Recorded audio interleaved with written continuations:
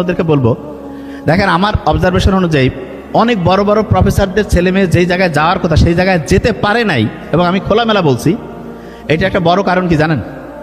কারণ উনি নিজে যে জীবনটা লিড করছে ওনার সন্তানের জন্য উনি ওই জীবনটা দিতে চায় না। উনি নিজে খালি পায়ে স্যান্ডেল পায়ে সাইকেল চড়ে কষ্ট করে এক জায়গা থেকে আরেক জায়গায় গেছে, আর নিজের ছেলে মেয়েকে গাড়িতে আরাম করে পাঠাচ্ছে। নো, আমি এটার ঘোর বিরোধী। আমার ওয়াইফও বলে যে না এটা কেমন, আমি নো, এটা কখনোই হইতে পারে না।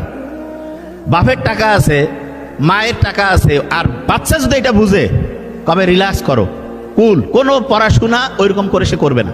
আপনি চিন্তা করেন তো, আপনি আমি প্রফেসর স্যাররা যে এত পরিশ্রম করছে তার পিছনে একটা উদ্দেশ্য ছিল না যে আমি বড় কিছু করব, বড় জায়গায় যাব, জীবনে যেটা পাই নাই সেটা করব।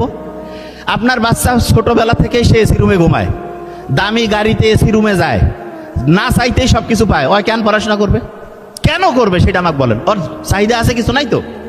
আপনি আপনার সন্তানকে যদি আপনার চাইতে অসাধারণ করতে চান, আপনার চাইতে অসাধারণ, আই গ্যারান্টি ইট, তাকে কঠিন করে তৈরি করেন।